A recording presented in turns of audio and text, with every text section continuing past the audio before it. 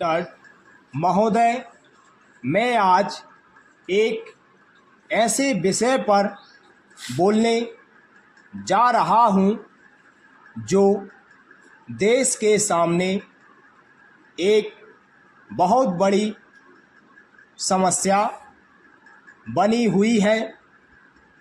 आजकल कृषि पर चर्चा चल रही है। मैं इस बहस को बहुत ध्यान से सुन रहा हूँ। कुछ लोगों ने तो सरकार की बड़ी प्रशंसा की है कि वह बहुत ही अच्छा काम कर रही है। मैं मंत्री महोदय से एक सवाल करना चाहता हूँ। मार्च में मंत्री महोदय ने एक प्रश्न के उत्तर में कहा था कि 2 सालों में हमारा देश आत्मनिर्भर हो जाएगा।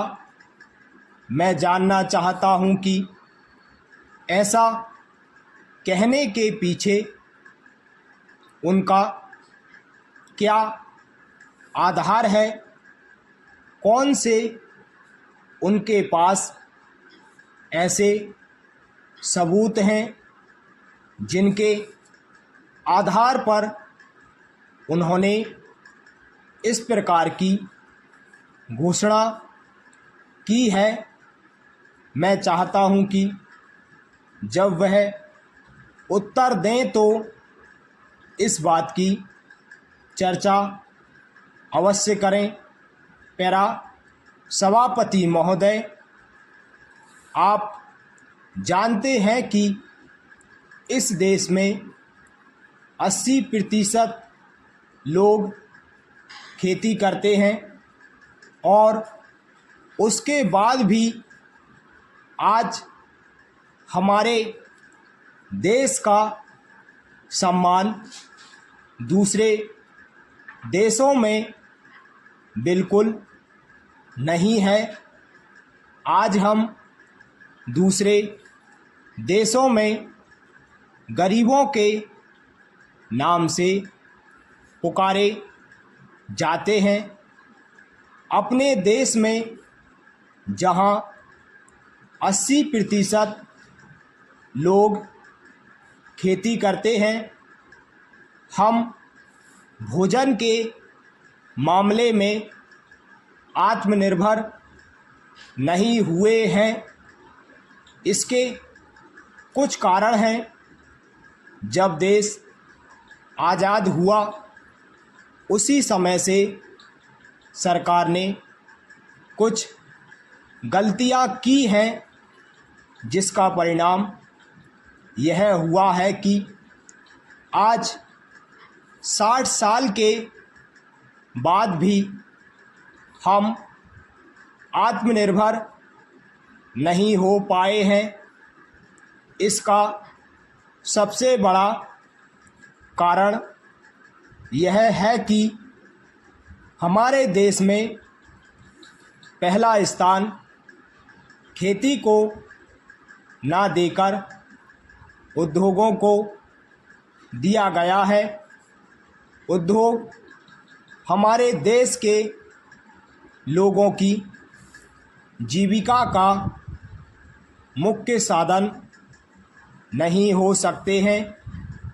भोजन की समस्या के हल के लिए जिन वस्तुओं की आवश्यकता है उसकी ओर हमें ध्यान देना चाहिए।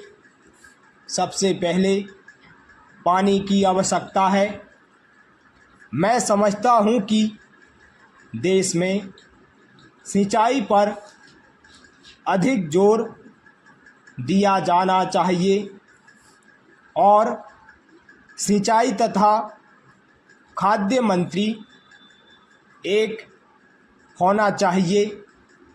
यह सभी जानते हैं कि पानी के बाद खेती के लिए खाद भी आवश्यक है। खाद का स्थान दूसरा हो सकता है। आज देश में खाद की बात बहुत जोर देकर की जा रही है। यह कहा जाता है कि उपज को बढ़ाने के लिए खाद की आवश्यकता है। बिना खाद के उपज बढ़ ही नहीं सकती है, किंतु खाद कहाँ तक उपज को बढ़ा सकेगी, यह भी सोचने की बात है। स्टॉप।